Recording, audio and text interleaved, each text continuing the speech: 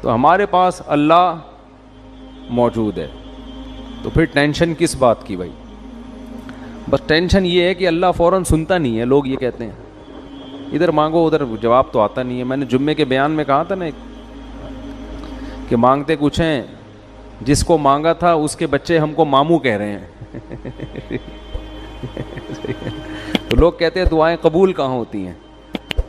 چلو جس کو مانگا تھا وہ نہیں ملی تو بھی ٹھیک ہے، دعا رد ہو گئی. وہ کسی اور کو مل گئی اور ٹینشن، اس کے بچے بھی ہو گئے، یہ اس سے بڑی ٹینشن. اور پھر اس سے بڑی ٹینشن اس کے بچے ہم کو کیا کہہ رہے ہیں؟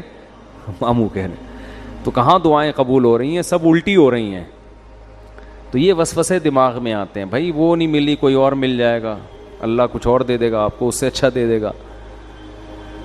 تو 17ویں پارے کا جو ابتدا ہوتی ہے، اقترب للناس حسابهم وهم فی غفلۃ معرضون، لوگوں کا حساب قریب آ چکا ہے لیکن وہ غفلت میں پڑے ہوئے ہیں اور اللہ کی آیتوں سے منہ موڑ رہے ہیں. ہر شخص کی موت قریب در قریب ہوتی چلی جا رہی ہے. اور کہتے ہیں هل هذا الا بشر مثلکم، یہ جو محمد صلی اللہ علیہ وسلم باتیں کر رہے ہیں یہ تو ہماری طرح کے انسان ہیں، ہم ان کے کہنے سے اپنی زندگی کیوں چینج کر لیں بھائی؟ کتنی عجیب عجیب دعوے کیے نا جو پوری دنیا میں کوئی بھی نہیں مانتا. جو بھی آپ کو نہ ماننے والوں میں کہ تم مر کے مٹی ہو کے ختم نہیں ہوتے، تم زندہ ہوگے، حساب و کتاب دینا ہے، تو یہ بہت بڑا دعویٰ ہے. تو اللہ فرماتے ہیں لوگ کہتے ہیں کہ یہ بشر ہیں تمہاری طرح کے، افتأتون السحر، اے لوگو تم اس جادوگر کی پیروی کرتے ہو. یعنی محمد صلی اللہ علیہ وسلم کو کیا کہتے تھے؟ جادوگر. وانتم تبصرون، تم تو بصیرت رکھتے ہو. یہ تو کلام پڑھ پڑھ کے لوگوں کے دلوں پہ حکومت کر رہے ہیں، تو جادو ہے معاذ اللہ. اللہ فرماتے ہیں وما ارسلنا قبلک الا رجالا نوحی الیہم، بھائی ہم نے جتنے پیغمبر بھیجے سارے مرد بھیجے ہیں، انسان بھیجے ہیں.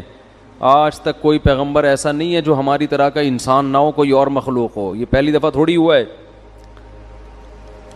اس صورت میں اللہ نے توحید کو بہت زیادہ بیان کیا اور ابراہیم علیہ السلام کا واقعہ بہت اہتمام سے بیان کیا اس صورت میں. پہلے میں ابراہیم علیہ السلام کا مختصر واقعہ بیان کرتا ہوں، پھر دوسرے پیغمبروں کا جو اللہ کے ساتھ معاملات ہوئے. وَلَقَدْ آتَيْنَا إِبْرَاهِيمَ رُشْدَهُ مِن قَبْلُ، ہم نے ابراہیم کو پہلے ہی سے ہدایت دی تھی.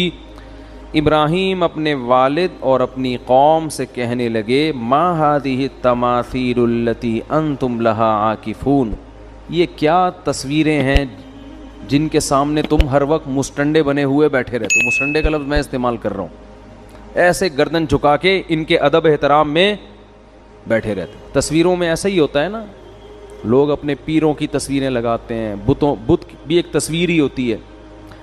تو بڑی حقارت سے کہا یہ کیا ہے؟ صبح شام ان کے سامنے جھکتے ہو اور مٹھائیاں لا کے رکھ رہے ہو، اور وہ جو کرتے ہیں نا ہندو لوگ صبح شام پتہ نہیں کیا کیا کر رہے ہوتے ہیں، سیوا کر رہے ہو، ان کی بتیاں جلا رہے ہو. یہ کیا ہے؟ یہ ان کی اوقات کیا ہے؟ جب بھی کسی کے پاس کوئی بات کی دلیل نہیں ہوتی نا تو اس کو دلیل سے بات سمجھ میں نہیں آتی. آپ اس کی اس شے کی تحقیر کریں گے تو بات سمجھ میں آئے گی. جیسے میں عاملوں کے بارے میں کہتا ہوں ابے یہ کیا ہے، یہ بیکار جاہل قسم کے لوگ ہیں، یہ پٹھان ہوٹل سے 2 پراٹھے تو لا نہیں سکتے، یہ سنگ دل محبوب تمہارے قدموں میں لا کے ڈالیں گے. یہ جو دلیل ہے نا، اسٹائل، اس سے ان عاملوں کی عظمت دل سے نکل جاتی ہے. اگر عقل مند ہوگا آدمی، عقل مند نہیں ہوگا تو پھر وہ تو پھر سمجھاتے رہو ساری زندگی. ابے ان پرچیوں میں کیا رکھا ہوا ہے جو تم گلے میں کالے کالے پٹے لٹکا کے گھومتے ہو؟ کل ایک صاحب اچھے بھلے موٹے تازے ہٹے کٹے، ان کے گلے میں نے ایک تعویذ دیکھا.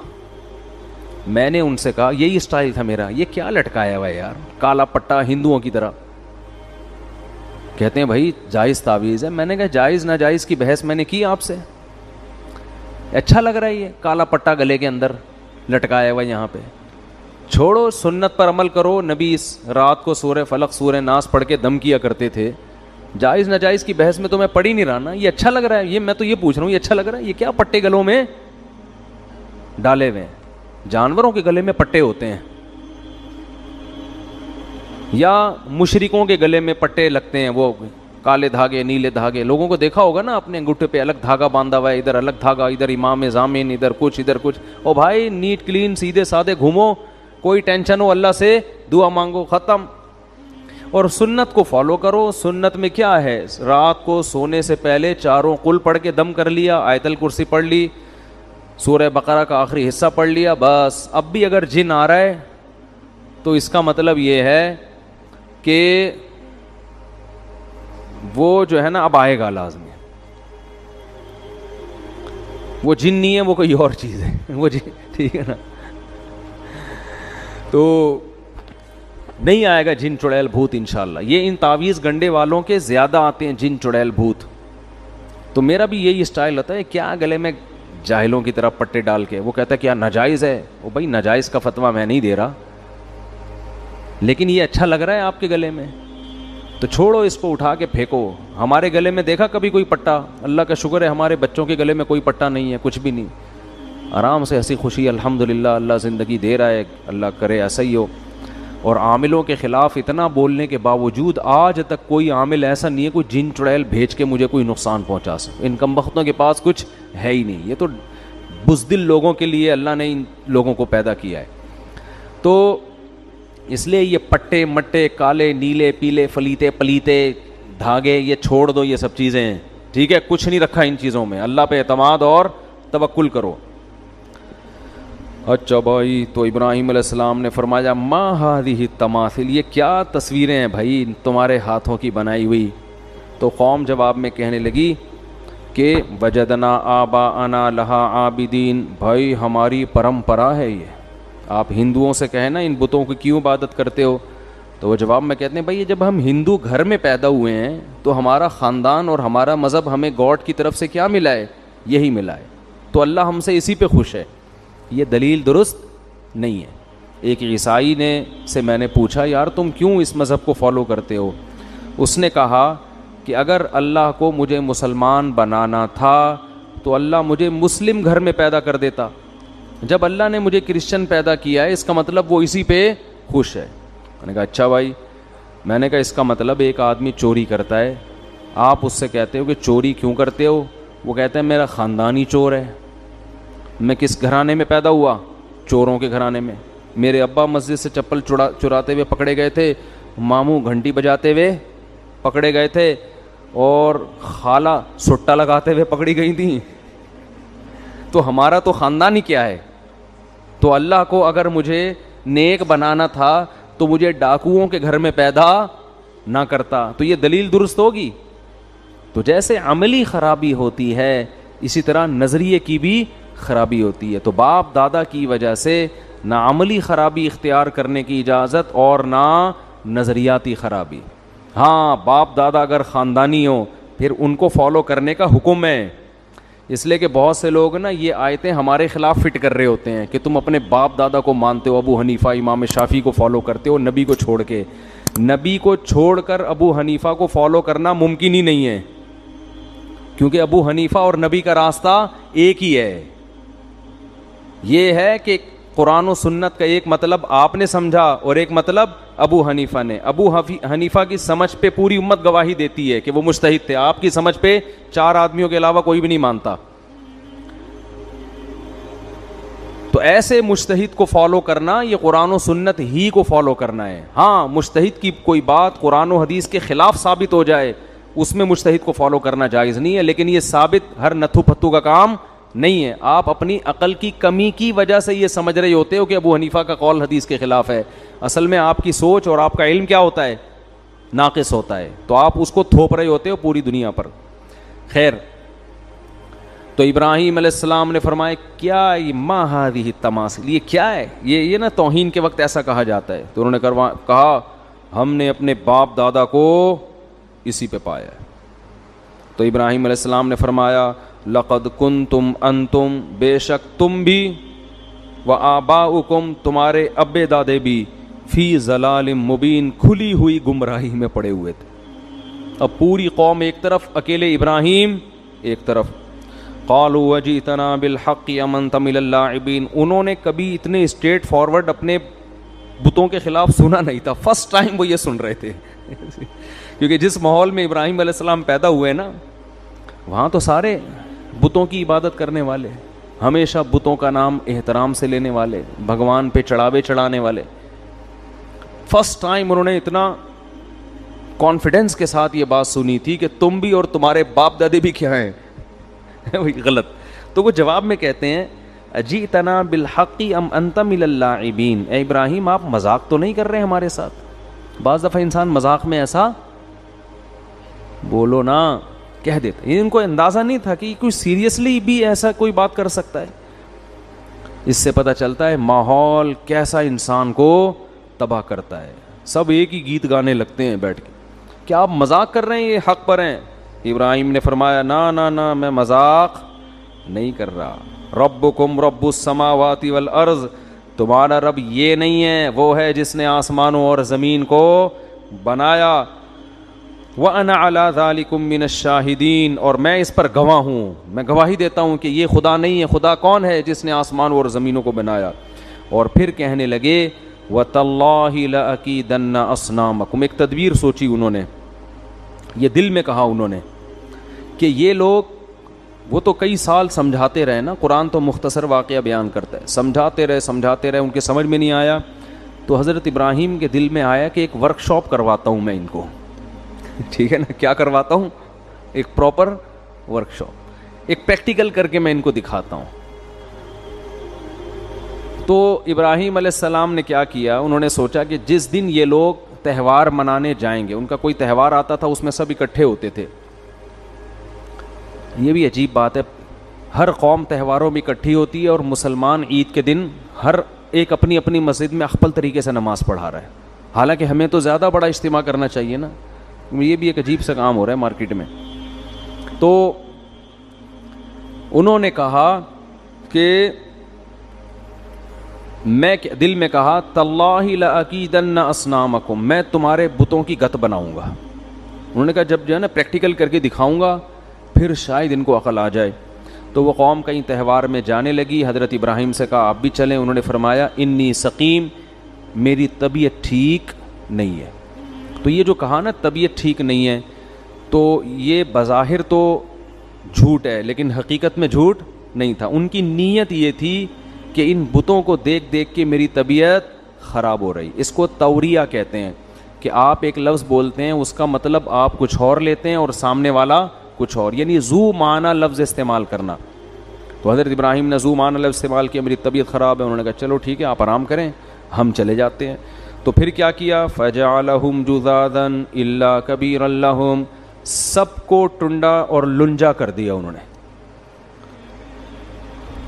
گئے نا ان کے جو بھی ان کا بت خانہ ہوگا اس کے اندر بہت سارے بت تمیز سے رکھے ہوئے تھے, یہ روزی دینے والا, یہ اولاد دینے والا, یہ شادی کرانے والا, یہ کوئی شادی کر کے پھنس گیا تو اس کو اس مصیبت سے نکالنے والا. مختلف قسم کے بتوں کی ورائٹیز تھیں.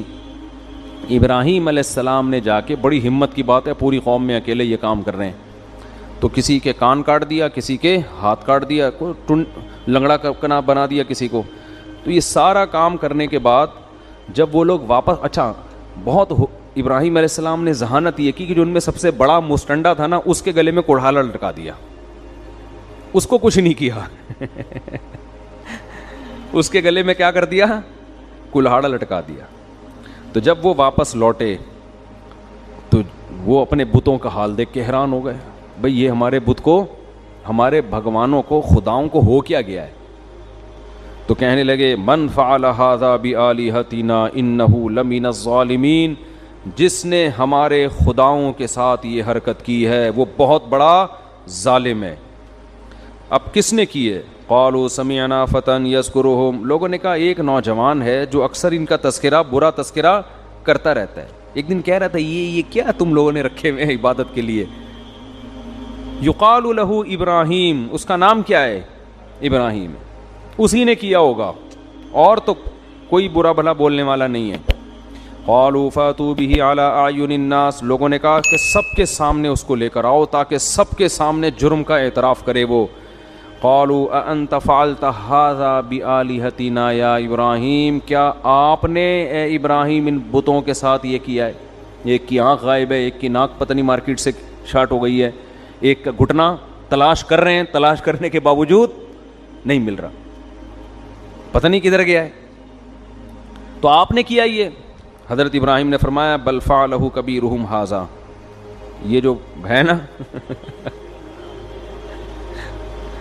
یہ جو سب سے بڑا نہیں ہے, چپ کر کے آرام سے مستنڈا بنا ہوا بیٹھا ہوا ہے, جس کو کچھ بھی نہیں ہوا اور کلہاڑا بھی اسی کے گلے میں, اس نے کیا ہے.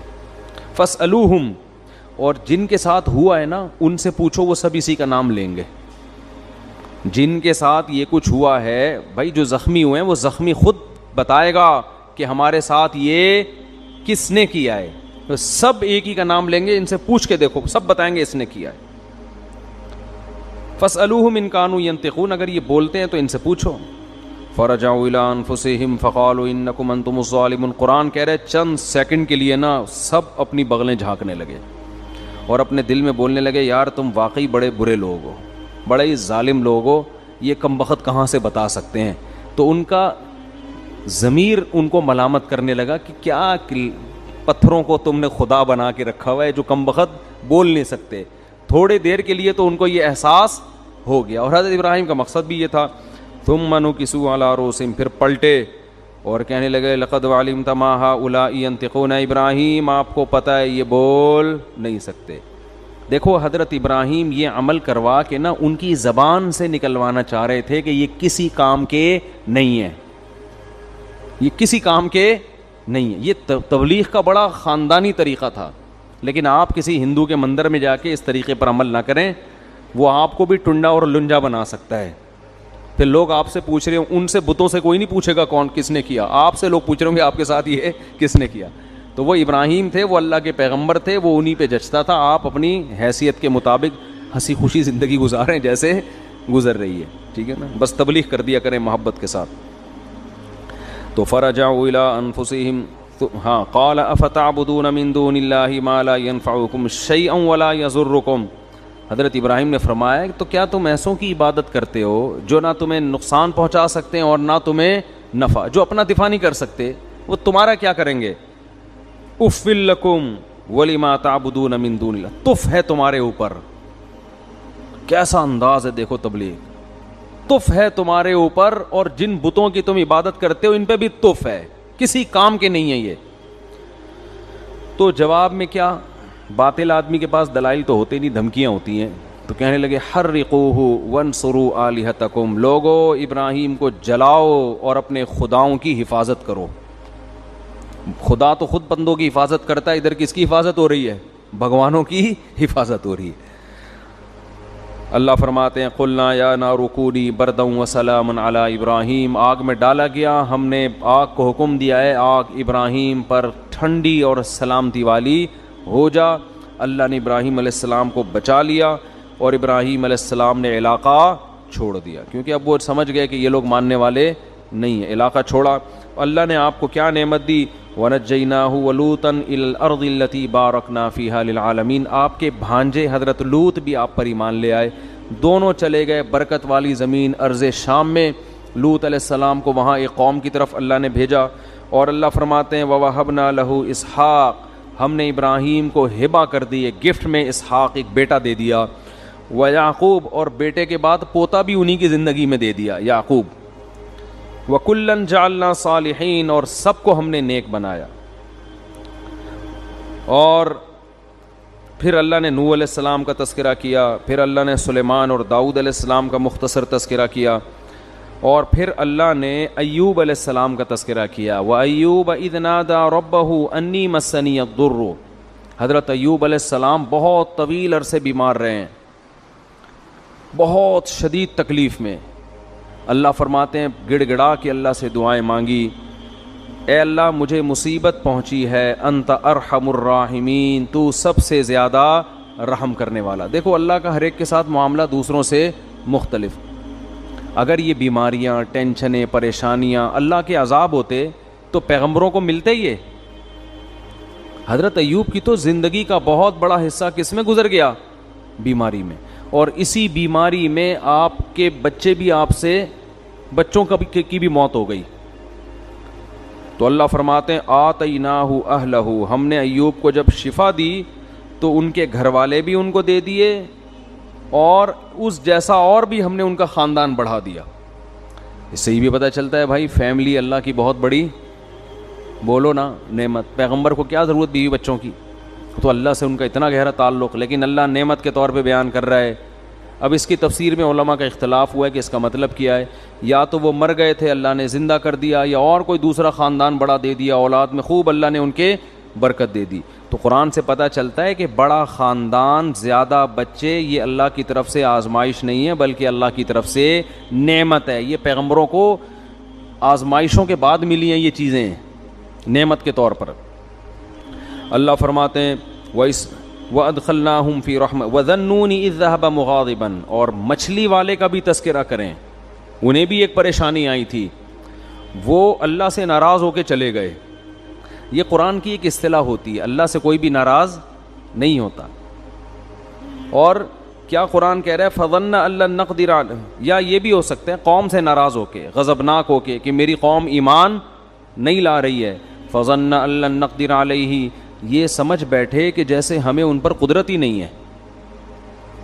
حضرت نوح علیہ السلام یونس علیہ السلام اپنی قوم کو تبلیغ کر رہے تھے. جب مایوس ہو گئے نا تو حضرت یونس کو لگا کہ اب ان پر عذاب آئے گا اور یہ ہلاک ہو جائیں گے، تو اللہ کے خوف سے بستی چھوڑ کر نکل گئے. اللہ کے علم میں یہ بات تھی کہ جب یہ قوم عذاب دیکھے گی تو توبہ کر لے گی. یہ قوم عذاب دیکھے گی تو کیا ہوگا؟ دوسری قومیں تو عذاب دیکھ کے بھی مذاق اڑاتی تھیں. قوم عاد نے کیا کہا تھا؟ پیغمبر نے کہا کہ یہ بادل ہیں جو پتھر برسائیں گے. انہوں نے کہا نہ بادل پتھر تھوڑی، بارشیں ہوں گی، مزہ آئے گا، انجوائے کریں گے ہم. وہ کہہ رہے ہیں عذاب آ رہا ہے، وہ کہہ رہے نہیں. تو قرآن کہہ رہے صرف یونس علیہ السلام کی واحد قوم ایسی قوم ہے جس نے جب عذاب دیکھا تو فوراً اس نے کیا کر لی؟ توبہ. ابھی عذاب کا کوڑا برسا نہیں تھا، عقل مند لوگ تھے اور یہ ڈر گئے تھے کہ پیغمبر ہمارے درمیان نہیں ہے، کوئی اب مسئلہ نہ ہو جائے. تو اللہ نے ان سے عذاب کو دور کر لیا. پھر اللہ نے حضرت یونس کی گرفت کی کہ آپ میری پرمیشن کے بغیر بستی چھوڑ کر نکلے کیوں؟ تو پھر قرآن اپنے انداز میں ڈانٹ لگاتا ہے. تو اس کا یہ مطلب نہیں ہوتا کہ وہ نافرمان تھے یا واقعی اللہ کا ان پہ غضب ہوا، ایسا کچھ نہیں ہے. یہ اللہ کا جلال ہے نا، اللہ کا انداز، کلام کا انداز ہے. اللہ فرماتے ہیں یونس یہ سمجھے اللہ نقدر علیہ کہ ہم ان کو پکڑ ہی نہیں سکیں گے. حالانکہ یونس ہرگز ایسا نہیں سمجھے. اگر وہ ایسا سمجھتے تو وہ تو اسلام سے خارج ہو جاتے نا. لیکن عمل سے ایسا لگ رہا تھا گویا وہ یہ سمجھ رہے ہیں کہ ہم ان کو پکڑیں گے نہیں اس پہ. تو اس لیے علماء ان آیات کی تعویل کرتے ہیں دوسری آیات کی روشنی میں. یہ آیتیں اپنے ظاہر پر نہیں ہوتی. تو اللہ فرماتے ہیں پھر کیا ہوا؟ سمانگ لگانی پڑی. اور وہ کیسے؟ یونس علیہ السلام جب گئے نا تو کشتی میں وزن زیادہ ہو گیا اور کشتی ڈوبنے لگی. تو وہاں لوگوں نے کہا کہ کوئی شخص ہم میں ایسا ہے، کوئی غلام اپنے مولا کی پرمیشن کے بغیر بھاگا ہے تو قرآن اندازی ہوگی، جس کا نام آیا اس کو سمندر میں چھلانگ لگانی پڑے گی تاکہ دوسرے لوگ بچ جائیں. تو نام کس کا آیا؟ یونس علیہ السلام. کیا آزمائش ہے یار، ساری زندگی تبلیغ کی ہے بھائی. یعنی میں آج کل دینداروں کی بات کر رہا ہوں کہ جو نماز پڑھتے ہیں، روزہ رکھتے ہیں، کہتے ہیں یار ہم تو اتنے نیک لوگ ہیں. نہ کبھی پرسوں کیا ہوا، میں آپ کو دلچسپ واقعہ سناؤں. میں کسی کام سے صدر کی طرف رات کو جا رہا ہوں 2 بجے. راستے میں ہوٹل میں ہم نے کہا کہ چلو کھانا کھاتے ہیں، بھوک بہت سخت لگ رہی تھی، کھانا نہیں کھایا ہوا تھا. تو ہوٹل میں جب میں بیٹھا تو ایک صاحب آئے، گھنٹہ انتظار کیا نا میرا انہوں نے کہ یار آپ کھانا کھاؤ تو میں نے آپ سے ایک سوال پوچھنا. اور بڑی عقیدت میں نے کہا چلو بیچارے اتنی دیر سے بیٹھے ہوئے ہیں، کھانا ہم نے تسلی سے کھایا، آ کے مجھ سے ملے. السلام علیکم. وعلیکم السلام. خیریت سے ہیں؟ جی الحمدللہ. بڑی خوشی ہوئی. میں نے کہا ماشاء اللہ. کہتے ہیں ایک سوال پوچھنا ہے آپ سے. یہ کوئی غیبت کی بات نہیں ہے، نہ کوئی اس میں ٹینشن کی بات ہے. مجھے کہنے لگے کہ میں ساری زندگی ایمانداری سے میں نے ملازمت کی ہے، کبھی کسی کا 1 روپیہ نہیں دبایا، لیکن میرے پاس اتنی غربت ہے کہ میرے پاس گھر جانے کا کرایہ بھی نہیں ہے. تو یہ ایماندار لوگوں کے ساتھ ایسا کیوں ہوتا ہے؟ اور مجھے اس سوال کا صحیح جواب چاہیے. میں نے کہا بھائی بعض دفعہ ہوتا ہے، اللہ کی طرف سے آزمائش ہوتی ہے، عموماً تو ایسا نہیں ہوتا. ایماندار لوگوں کے مال میں اللہ برکت دیتا ہے، لیکن کبھی کبھار اللہ کی طرف سے آزمائش بھی آتی ہے اور بے ایمان لوگ ترقی بھی کر جاتے ہیں. پھر میں نے مثال دی سابق صدر کی. میں نے کہا ایمانداری کا عالمی ریکارڈ قائم کیا ہے، مگر آپ دیکھو پیسہ ہے کہ آیا ہی چلا جا رہا ہے. آئے پوری اسٹیل میں ایک چمچ اسٹیل کا کھا سکتے ہیں آپ؟ ہے بھائی، ایک چمچ ہم اسٹیل کا چبا نہیں سکتے، اور بعض لوگ پوری پوری اسٹیل ملے کھا گئے ہیں. تو میں نے کہا دیکھو یہ تو اللہ کی طرف سے. مجھے کہتے ہیں جواب درست نہیں ہے، کہتے ہیں آپ کے جواب سے میں بالکل بھی مطمئن نہیں ہوا. پھر میں نے یہ بات ان کو سمجھائی، کہہ رہے ہیں آپ کے جواب سے میں بالکل مطمئن نہیں ہوا، السلام علیکم، آپ جا سکتے ہیں. میں نے کہا بھائی میرے پاس تو یہی جواب تھا، وعلیکم السلام، اپنا خیال رکھیے گا. خیر انہوں نے مجھ سے معذرت بھی کی کہ اگر آپ کو تکلیف ہوئی تو معذرت چاہتا ہوں. تو یہ ہمارے ہاں بہت سے دینداروں میں ہے کہ ہم نماز بھی پڑھ رہے ہیں، ہم تو ایمانداری سے نہ کسی کا دل دکھاتے ہیں، نہ یوں کرتے ہیں نہ یوں کرتے ہیں، پھر بھی آزمائشیں آ رہی ہیں. تو بھائی یونس علیہ السلام کو دیکھو، ساری زندگی تبلیغ کی ہے اور نکلے بھی اللہ کے خوف سے. یعنی اس لیے نہیں کہ تبلیغ چھوڑ کے معاذ اللہ بھاگ رہے ہوں، بھائی اللہ کا عذاب نہ آ جائے. تو اللہ کا عذاب تو ایسی چیز ہے کہ اس سے تو بھاگنا ہی چاہیے، لیکن نتیجہ کیا نکل رہا ہے؟ نام کس کا آ رہا ہے قرآن اندازی میں؟ حضرت یونس کو تو سوچنا چاہیے تھا کہ اللہ جب میں تیری ساری زندگی میں نے تبلیغ کی ہے اور اب عذاب آ رہا ہے تو میں بھاگ رہا ہوں، تو کنوینس کا انتظام کس کے ذمہ ہے بھائی؟ اے اللہ کم از کم بائی روڈ کا انتظام کر دے، یا بائی ایئر کا انتظام کر دے، یا شپ کا کوئی انتظام کر دے. یہ انتظام تو تیرے ذمہ. اپنے کرایہ خرچ کر کے میں کشتی میں بیٹھ رہا ہوں اور وہ کشتی کیا ہو رہی ہے؟ ڈاماڈول ہو رہی ہے. تو اس وقت ان کو خیال آیا ہوگا کہ کشتی میں ڈوبنے کا خطرہ ہے، کوئی بات نہیں، دوسرا کوئی بندہ یہاں سے اترے گا، ہم تو بچیں گے کیونکہ ہم تو اللہ کے پیغمبر اور بہت نیک. عجیب بات، کسی کا نام نہیں آ رہا. نام بھی کس کا آیا ہے؟ یونس.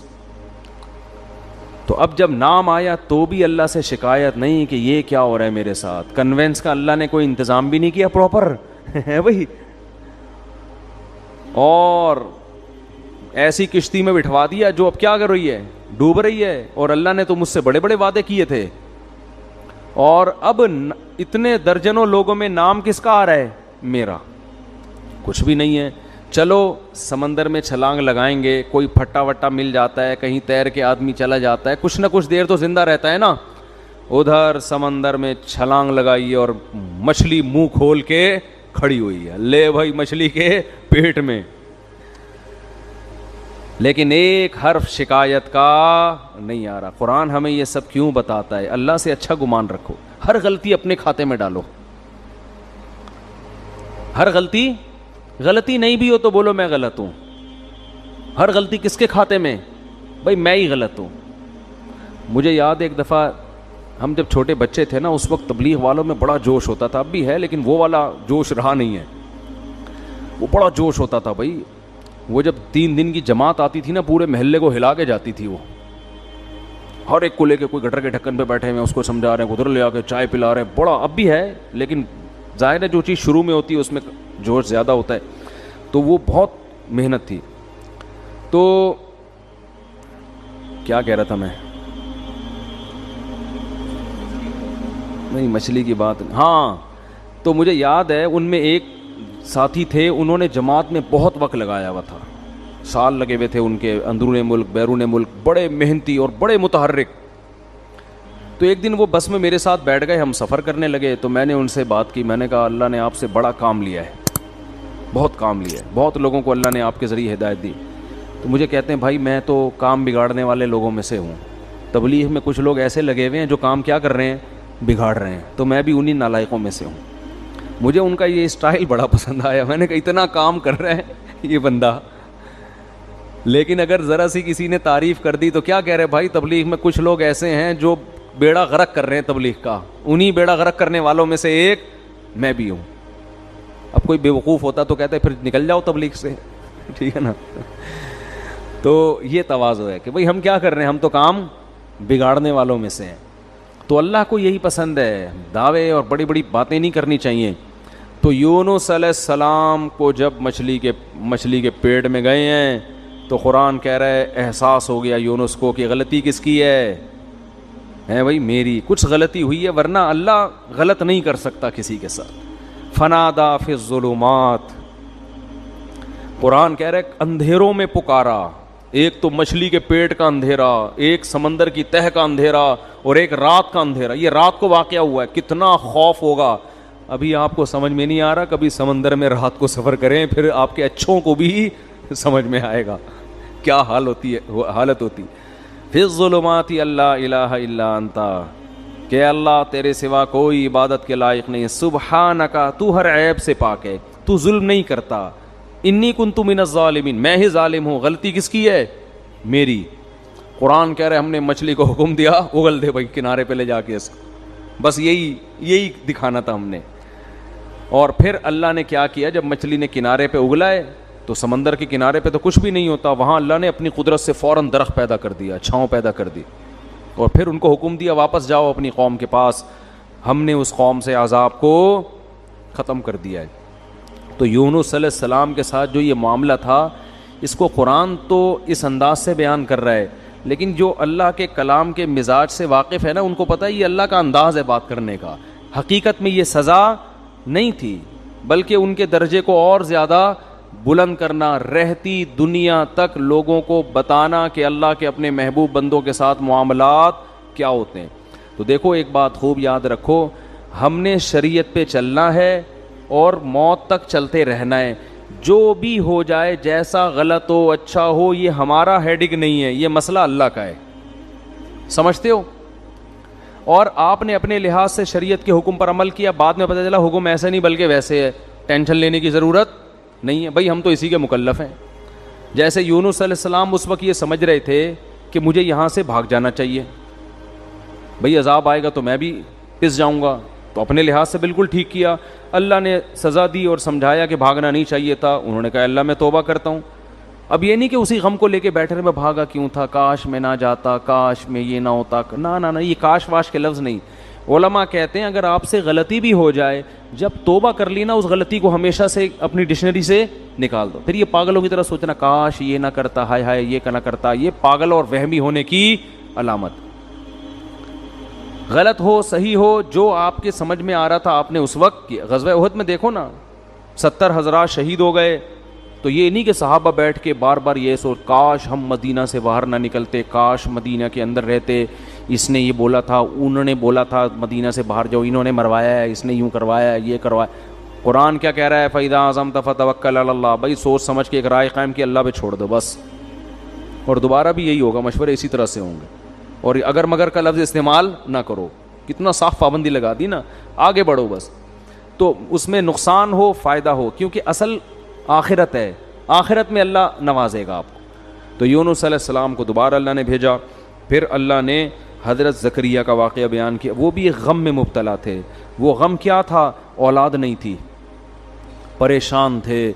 ساری زندگی دعائیں مانگتے مانگتے مانگتے گزر گئی، مگر اولاد نہیں ہوئی. بالآخر بوڑھے ہو گئے اور بالوں میں بھڑکنے والی سفیدی آ گئی. ایسی سفیدی جو بالکل بال بھڑک رہے ہوتے ہیں نا، سفیدی سے چمک رہے ہوتے ہیں، ایسی سفیدی. بیوی بانجھ بھی تھی اور اب بوڑھی بھی ہو گئی.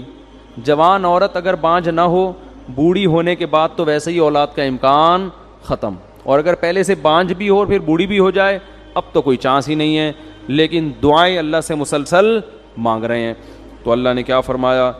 اذ نادا ربہ، زکریا کو یاد کرو، انہوں نے اپنے رب کو پکارا، رب لا تذرنی فردن، اے اللہ مجھے تنہا مت چھوڑ. حالانکہ آپ کے تو ہزاروں شاگرد تھے، اولاد مانگ رہے ہیں اللہ سے. وانت خیر الوارثین، اے اللہ تو سب سے بہتر وارث ہے. فاستجبنا لہ، اللہ فرماتے ہم نے ان کی دعا کو قبول کیا. ووہبنا لہ یحییٰ، ہم نے گفٹ میں ان کو یحییٰ عطا کیے. پہلے ہی اللہ نے نام بھی بتا دیا.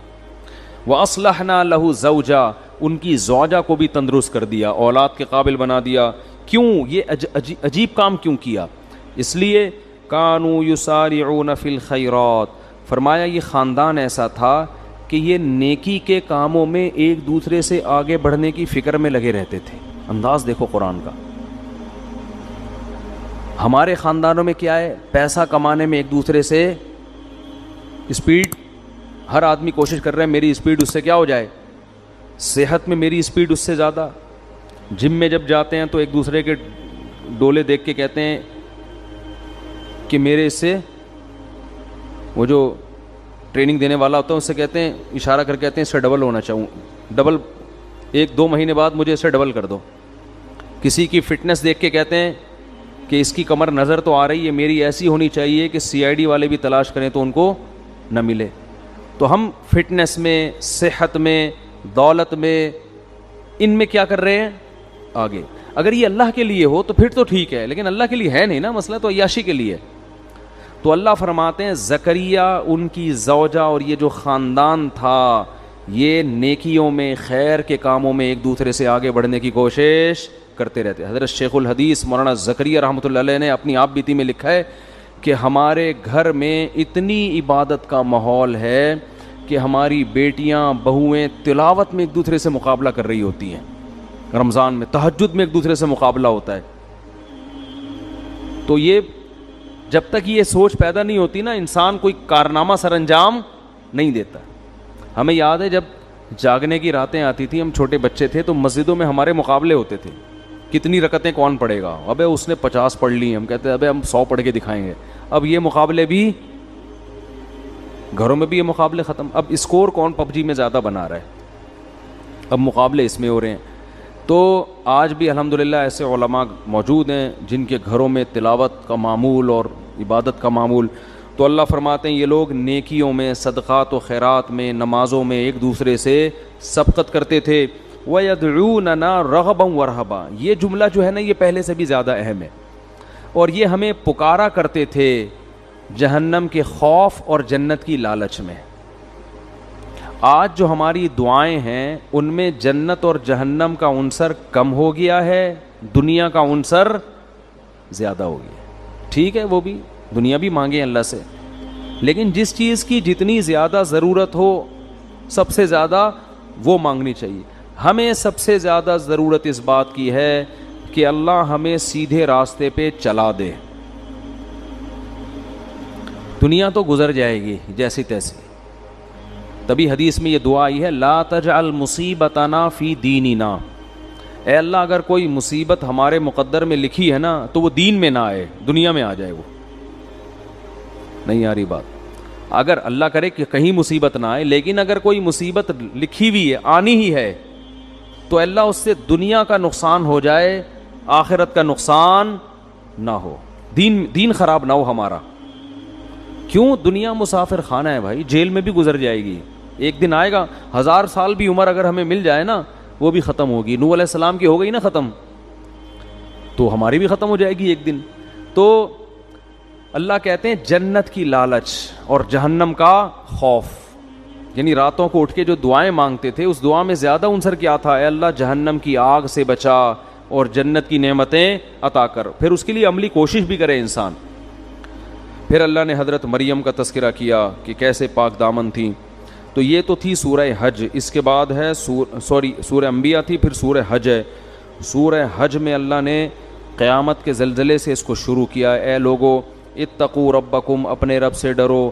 ان زلزلۃ الساعۃ شیء عظیم, قیامت کا زلزلہ کوئی معمولی چیز نہیں ہے. یوم ترونھا, جس دن تم اس زلزلے کو دیکھو گے, تذہل کل مرضعۃ عما ارضعت, سب سے زیادہ ماں اپنے دودھ پیچھے بچے سے محبت کرتی ہے. اللہ فرماتے ہیں ہر دودھ پلانے والی, چاہے وہ انسان ہو یا جانور ہو, وہ اپنے دودھ پلانے والے بچے سے اس زلزلے کو دیکھ کر غافل ہو جائے گی. وَتَضَعُ كُلُّ ذَاتِ حَمْلٍ حَمْلَهَا, ہر حمل والی عورت یا جانور وہ اپنے بچے کو اس ٹینشن سے گرا دیں گے. وَتَرَى النَّاسَ سُكَارَى, اور تم اس منظر میں اگر لوگوں کو دیکھو گے تو ایسا لگے گا یہ نشے میں ہیں. وَمَا هُمْ بِسُكَارَى, حالانکہ انہوں نے نشہ نہیں کیا ہوگا. وَلَكِنَّ عَذَابَ اللَّهِ الشَّدِيدُ, اللہ کا عذاب بہت سخت ہوگا.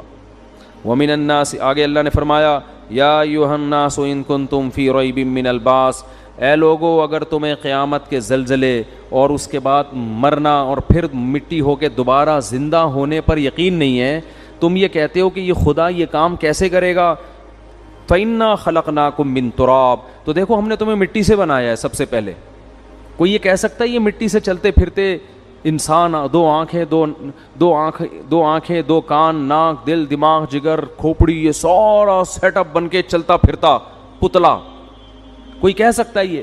فرمایا ہم نے مٹی سے بنایا، ثم من نطفۃ، پھر اس مٹی کو منی کے قطرے میں تبدیل کیا ہم نے، اس کو دیکھو کیسا عجیب ہے، ثم من علقہ، پھر وہ ماں کے رحم میں جمے ہوئے خون میں تبدیل ہو جاتا ہے، حالانکہ اس منی کے قطرے میں اور خون میں کوئی آپس میں مناسبت نہیں ہے۔ ماں روٹی کھاتی ہے اور اس کو ہم کیسے جمے ہوئے خون میں تبدیل کر دیتے ہیں، کتنا عجیب کام ہے کہ ثم من مضغہ، فرمایا پھر اس کو گوشت کا لوتھڑا بنا دیتے ہیں۔ بلڈ سے گوشت بنانا بھی کس کا کام ہے؟ اللہ۔ مخلقۃ غیر مخلقۃ، پھر کیا دوسرے مقام پہ اللہ نے فرمایا پھر ہم اس کے ہڈیاں اور اس کے اوپر گوشت چڑھا دیتے ہیں اور پھر تمہیں ماں کے بطن سے باہر نکال دیتے ہیں۔ ثم نخرجکم طفلا ثم لتبلغوا اشدکم، کمزور پیدا ہوتے ہو پھر تمہیں پروان چڑھا چڑھا کے لتبلغوا اشدکم، ایک دن جوانی کی دہلیز پہ قدم رکھتے ہو، تمہارے چال میں طاقت، تمہاری آواز میں طاقت، تمہارے بازو میں طاقت، تمہارے سوچنے سمجھنے میں طاقت۔ ومنکم من یتوفی، کچھ لوگ تو جوانی میں مر جاتے ہیں، پھر اللہ کیا تصرف کرتا ہے؟ یرد الی ارذل العمر، کچھ لوگوں کو سخت بڑھاپے کی طرف ریورس کر دیتا ہے، لکی لا یعلم من بعد علم شیئا، سب کچھ جانتے بوجھتے ہوئے بھی احمق اور بے وقوف بن جاتا ہے، وہ ایسا دماغ اللہ اس کا معاف کر دیتے ہیں۔ فرمایا کہ یہ اگر تمہیں شک ہے تو خدا کی قدرت کے یہ نمونے تم اپنی آنکھوں سے صبح و شام دیکھ رہے ہو، تو وہ خدا مٹی ہونے کے بعد دوبارہ زندہ کیوں نہیں کر سکتا؟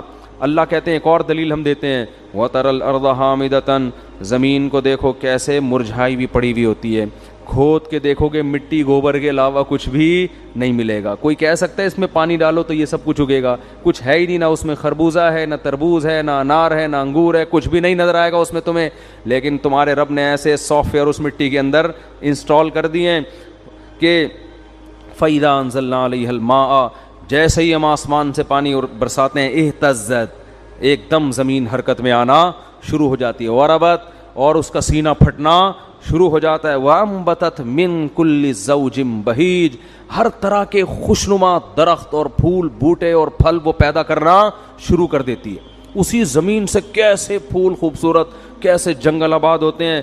ذالک، اللہ کہتے ہیں یہ خدا اس لیے کر رہا ہے تمہیں یقین آ جائے بِأَنَّ اللَّهَ هُوَ الْحَقُّ، کہ وہ اللہ برحق ہے، وَأَنَّهُ يُحْيِي الْمَوْتَى، وہی مردوں کو دوبارہ زندہ کرے گا، تاکہ تم یہ نہ کہہ سکو یہ مردے زندہ کیسے ہوں گے۔ یہ اللہ اس لیے کر رہا ہے، بتائے گا جو یہ کر سکتا ہے، جو مٹی سے خربوزے، انار، انگور، انار پیدا کر سکتا ہے، وہ مٹی کو ریورس کر کے تمہیں دوبارہ انسان کیوں نہیں بنا سکتا۔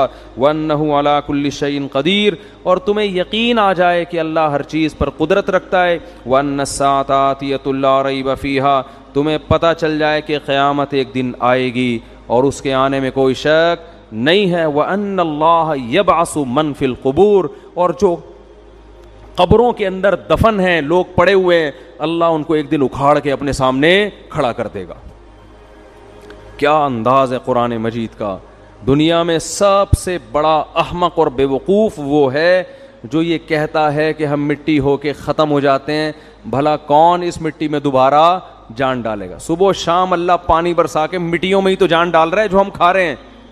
یہ انار مٹی ہی تو ہے جو آپ کھاتے ہو، یہ کھجور مٹی ہی تو ہے جو ہم کھاتے ہیں، یہ روٹی مٹی ہی تو ہے جو ہم کھاتے ہیں، گوشت مٹی ہی تو ہے جو جانور نے کھایا اور اس سے گوشت بنا، دودھ مٹی ہی تو ہے، یہ سارے، اور ہم بھی تو مٹی ہیں۔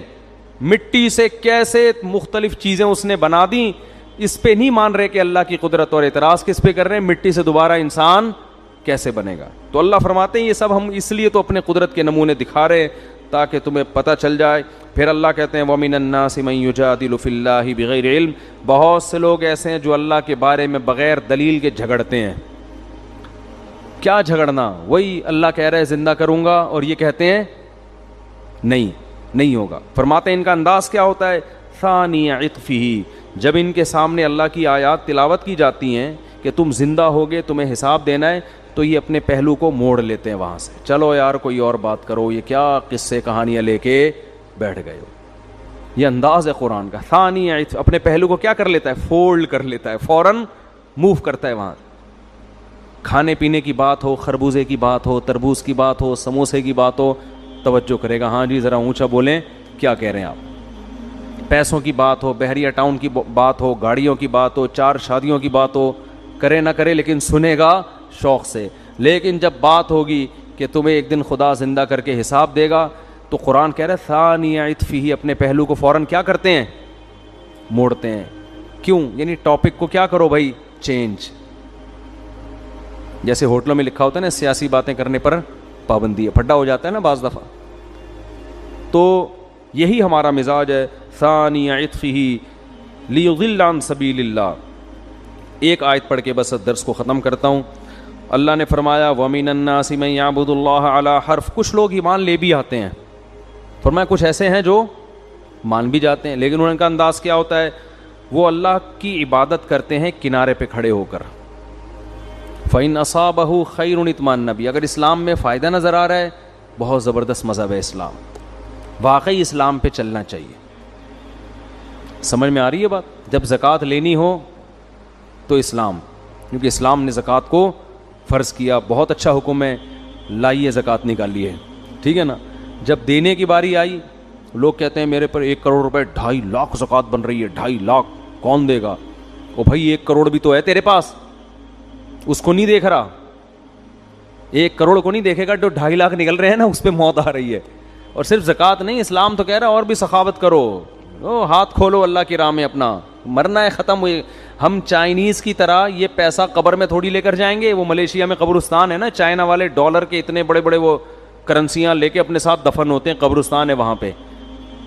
تو ہمارا تو یہ نظریہ ہے کہ یہ نوٹ ہم اپنے ساتھ قبر میں نہیں لے کے جائیں گے. یہاں جو خرچ کر دیے وہ آخرت، وہ قبر میں پہلے پہنچ گئے، اس کی نیکی پہنچ جائے گی.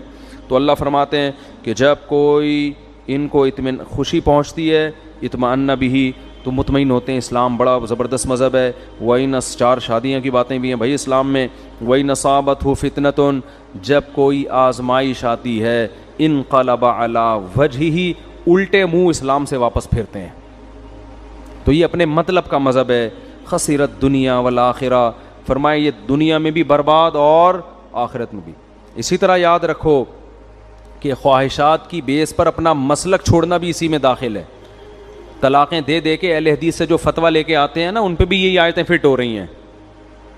ابھی تک تو 4 امام اہل سنت والجماعت کے سمجھ میں آ رہے تھے، جیسے ہی 3 طلاقیں دے دیں تو اب کہاں جا رہا ہے؟ خواہشات پوری کرنے کے وہاں سے. تو اس سے بیوی حلال نہیں ہوگی، اس کو سمجھ لو. تو اور ان لوگوں کی زندگی میں کبھی بھی سکون نہیں آتا. تو خسرت دنیا والآخرہ، اللہ فرماتے ہیں دنیا بھی برباد اور آخرت بھی برباد. ذالک هو الخسران المبین، یہ بہت بڑا خسران ہے، خسارہ ہے کہ جب اسلام میں فائدہ نظر آ رہا تھا تو اسلام، نقصان نظر آ رہا تھا تو اسلام سمجھ میں نہیں آ رہا. اللہ تعالی ہمیں صحیح طرح سے اسلام پر چلنے کی توفیق عطا فرمائے. یہ صورت تو بہت لمبی ہے، وقت پورا ہو گیا ہے. سبحانک اللہم و بحمدک، نشہد ان لا الہ الا انت، نستغفرک و نتوب الیک.